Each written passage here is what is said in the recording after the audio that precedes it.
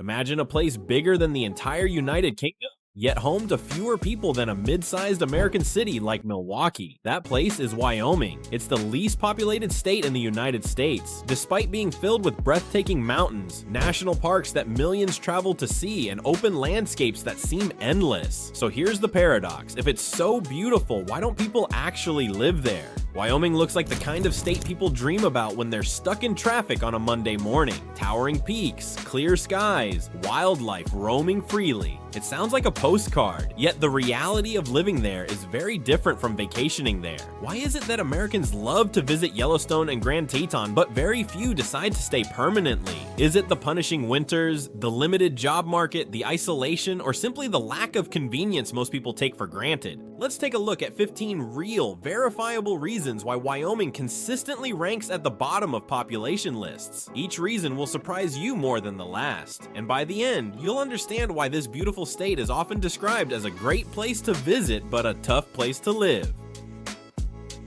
Number 1. Brutal winters that push people away. Winters in Wyoming are no joke. We're talking temperatures plunging well below zero, snow that piles up to your waist, and winds so strong they cut through even the heaviest jackets. Some towns experience wind chills that make it feel colder than parts of Alaska. Picture this: you wake up to find your car buried under a mountain of snow, and after spending an hour digging it out, you realize the roads are still closed because of whiteout conditions. For many, that's not just inconvenient, it's exhausting. While the scenery of a fresh snowfall looks magical, the daily grind of dealing with it is a different story. Heating costs skyrocket, pipes can freeze, and simple errands like grocery shopping turn into survival missions. Visitors might enjoy skiing or snowmobiling, but residents know that winter in Wyoming is a season of endurance. Before we continue, make sure to subscribe and uncover the hidden stories and curiosities of each US state that no one else will tell you. Number 2. Relentless winds that never quit. If you've ever driven across Wyoming, you probably noticed the constant wind. We're not talking about a gentle breeze. Gusts often exceed 50 miles per hour, and in certain regions, 70 plus is not unusual. Semi-trucks tip over on highways, and locals joke that if the wind ever stops, everyone will fall over. Wind in Wyoming isn't just an occasional inconvenience, it's a defining part of the state's climate. It dries out skin, rattles homes, and makes outdoor work or recreation a challenge. Imagine trying to enjoy a summer barbecue with your food plates blowing across the yard. Number 3. Isolation and distance between towns. Wyoming is huge, the 10th largest state in the country, but it has fewer than 600,000 residents. That means towns are spread out, often separated by long, empty stretches of road. For someone used to urban convenience, this can feel like living on another planet. Need to see a specialist doctor? That could mean a 3-hour drive. Want to shop at a major retail store? You might be looking at half a day just to run errands. Even gas stations can be far apart, making road trips stressful if you don't plan carefully. Number 4. Limited job opportunities. Wyoming's economy depends heavily on energy, mining, and tourism. Outside of those industries, there simply aren't many career options. Teachers, healthcare workers, and service employees are always needed, but for many other professions, opportunities are scarce. This lack of economic diversity discourages people from moving in. Remote work has changed the equation slightly, but many still hesitate because of limited networking opportunities, small professional communities, and the absence of big corporations. Number 5. Harsh healthcare accessibility. Healthcare access is one of the toughest realities in Wyoming. The state has very few hospitals compared to its size, and some residents must drive hours to receive specialized treatment. In emergencies, that distance can be life-threatening. For aging populations or families with young children, this lack of immediate medical care is a major deterrent. People value scenery, yes, but when health is at stake, proximity to a hospital outweighs mountain views. Number 6. Education challenges in rural areas.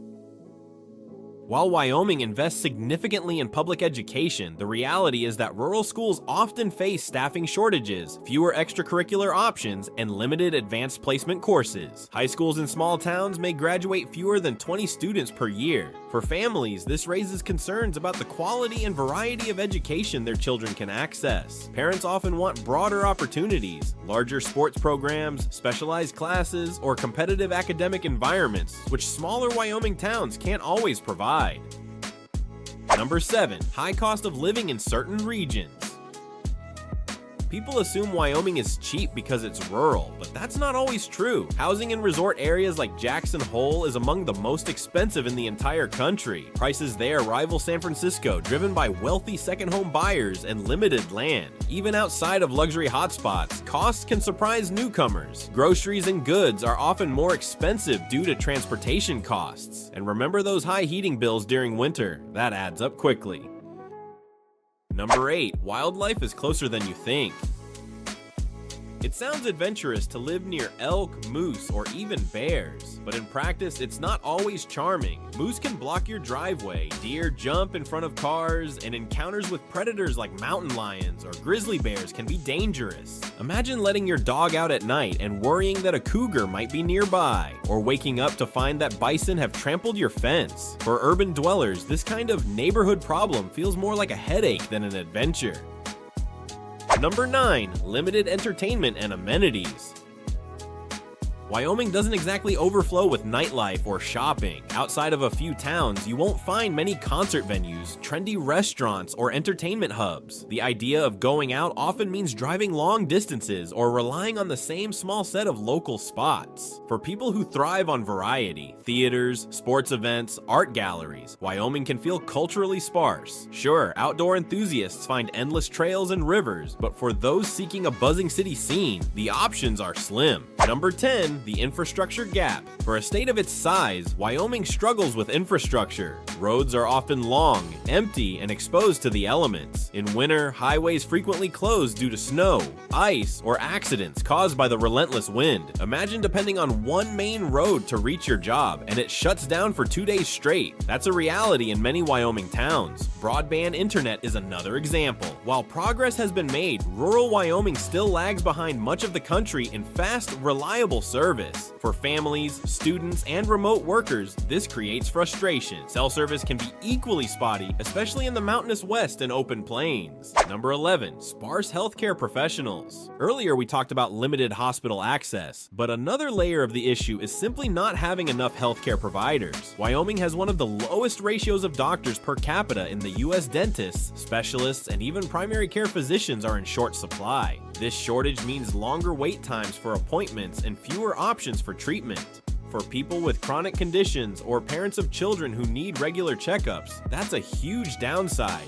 Even mental health services, which are growing in demand nationwide, remain thin in Wyoming. Number 12. Economic dependence on boom and bust cycles. Wyoming's economy leans heavily on energy and natural resources: coal, oil, gas, and minerals. The upside is that these industries bring good-paying jobs when times are good. The downside is instability. When global energy prices drop, Wyoming towns feel it immediately. Mines close, workers get laid off, and communities struggle. Tourism adds another boom and bust cycle since it's highly seasonal. Towns like Jackson and Cody come alive in summer, packed with visitors heading to Yellowstone, then empty out in winter, leaving workers scrambling for income. This economic volatility discourages long-term settlement. People crave stability, and Wyoming's economy, while profitable at times, doesn't always provide it. Number 13. Political and cultural mismatch for many newcomers. Wyoming consistently ranks as one of the most politically conservative states in the U.S. For some, that's a perfect fit, but for others, it feels out of alignment with their values. The culture leans strongly toward traditional rural lifestyles, ranching, gun ownership, and a leave-me-alone attitude. Newcomers from larger, more progressive cities sometimes struggle to adjust. Issues like limited diversity, fewer cultural communities, and slower adoption of new trends or technologies can make Wyoming feel disconnected from the broader national culture. This mismatch isn't about right or wrong. It's simply another reason why some people visit but don't stay. Number 14. Extreme elevation and thin air. Much of Wyoming sits at a high elevation. Even its lowest point is nearly 3,100 feet above sea level, and many many towns are much higher. For newcomers, this thin air can cause real issues. Breathing feels harder, workouts become exhausting, and visitors often experience altitude sickness. Living full-time at elevation also impacts agriculture, gardening, and even construction. Shorter growing seasons mean fewer crops, while heavy snow loads on roofs require extra engineering. For those who aren't used to thin air and high-altitude living, Wyoming's elevation is more than an adjustment. It's a daily challenge. Number 15. The paradox of beauty versus practicality. The overarching reason Wyoming is stunning but inconvenient. It's the classic paradox of American living. Tourists flock to Yellowstone, Grand Teton, and Devil's Tower to marvel at untouched wilderness. Yet the very isolation that makes these places beautiful is what makes them difficult to inhabit permanently. Most Americans choose convenience, short commutes, nearby shopping, hospitals within reach, and endless options for entertainment. Wyoming offers the opposite: distance, unpredictability, and a slower pace that doesn't fit the rhythm of modern life. That doesn't make Wyoming a bad place. In fact, it's a sanctuary for those who value solitude, nature, and rugged independence. But for the majority, the trade-offs are too steep. Takeaway: Wyoming is gorgeous for a week, but exhausting for a lifetime. We've now covered all 15 reasons, from the obvious challenges of winter to the deeper systemic issues like healthcare shortages and economic instability. Together, they paint a clear picture. Wyoming is a state built for the resilient few, not the many. But here's the big question. Despite all these hurdles, could Wyoming's very emptiness actually be its greatest asset? Is the fact that nobody lives there exactly what makes it so appealing for those who do? Before continuing, remember to subscribe to the channel and stay up to date with what no one else is saying about the situation in the US states. Picking up the thread. By now, we've uncovered the 15 very real reasons why Wyoming has fewer residents than some US neighborhoods. Harsh winters, relentless winds, long distances, scarce jobs, and limited infrastructure all add up to a daily life that's more about endurance than ease. But to really understand why Americans don't live here in large numbers, we need to step back and look at the big picture. What do these challenges mean for everyday life? And why do they keep the population so stubbornly small decade after decade? Let's dig deeper and illustrate how these reasons layer together, because in Wyoming, it's not just one obstacle, it's the combination of many that makes living here such a challenge. Weather plus isolation, a double punch. It's one thing to live in a cold state. Minnesotans, for example, deal with sub-zero winters. It's another to live in an isolated state. Think of Alaska with its vast distances, but Wyoming blends both. Brutal winters and long, lonely roads. Imagine a snowstorm in Minnesota. The plows come quickly, grocery stores are nearby, and neighborhoods are dense enough that help isn't far. Now imagine the same storm in Wyoming. The highway is shut, the nearest grocery store is an hour away, and the only neighbor within sight is a herd of pronghorn. The same snowfall has a very different impact depending on where you live.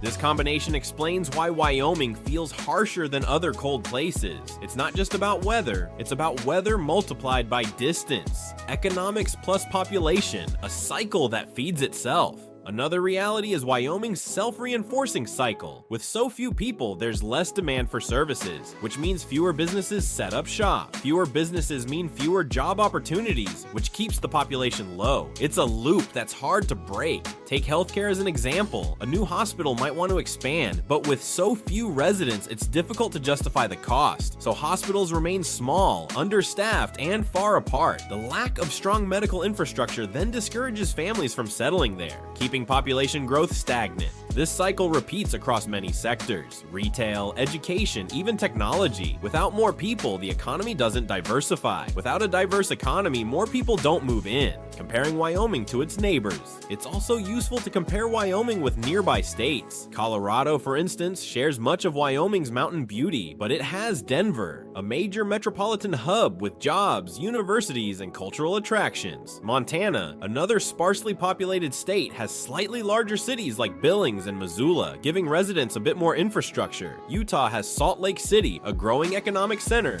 Wyoming, by contrast, lacks a dominant urban anchor. Cheyenne, its largest city, has fewer than 70,000 residents, hardly enough to create the momentum of a major metropolitan area. Without that anchor, Wyoming remains a state of small towns and wide open spaces. The mental challenge of emptiness. Let's not forget the psychological side of living in a place like Wyoming. For some, the solitude is pure heaven. No traffic jams, no crowded malls, no noisy neighbors. But for many others, the emptiness is difficult to adjust to.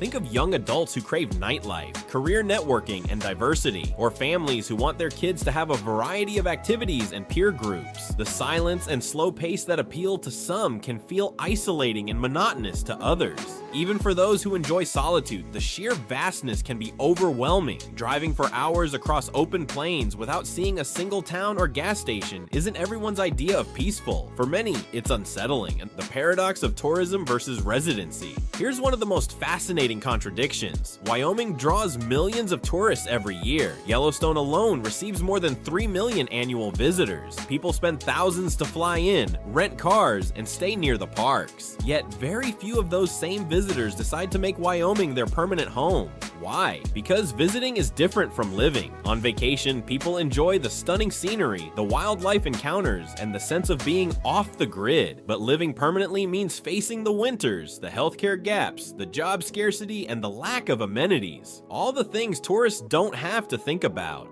It's the same principle as camping. Spending a few nights in a tent under the stars is exhilarating, but doing it 365 days a year? That's survival, not leisure. Wyoming is America's permanent campsite. Wonderful to visit, hard to live in. Who does live in Wyoming? Of course, not everyone avoids Wyoming. The people who do live there tend to embrace its ruggedness. Ranchers, farmers, energy workers, outdoor enthusiasts, and retirees who crave peace all find Wyoming rewarding. For them, the very challenges that push others away, the wind, the distance, the solitude, are part of the appeal. It's also a tax-friendly state with no personal income tax, which attracts certain residents. Still, even with these advantages, the population remains tiny compared to most states. The key difference is that people who choose Wyoming typically want its lifestyle. They aren't looking for bustling nightlife or easy access to everything. They want wide open spaces, independence, and a slower pace. Wyoming's role in the American imagination. Even though most Americans don't live in Wyoming, the state occupies a special place in the national imagination. It represents the Wild West spirit, untamed landscapes, rugged individualism, and freedom from the noise of modern society.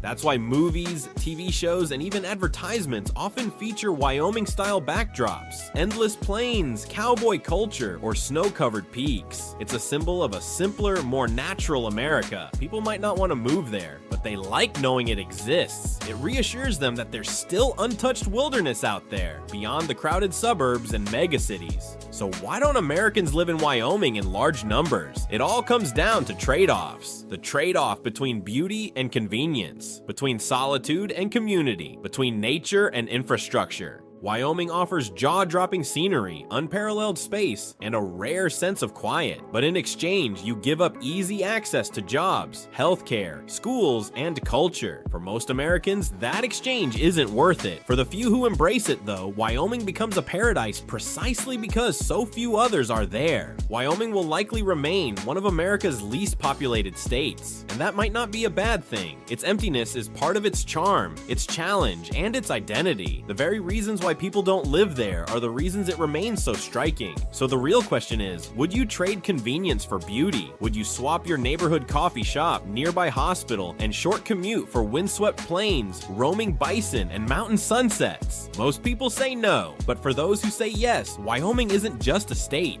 it's a way of life. Now that you know all this, would you live in Wyoming, or would you prefer another state? We'd love to read your opinion in the comments and see if we agree. But first, be sure to subscribe to the channel so you don't miss out on anything that almost no one dares to reveal about the states of the United States.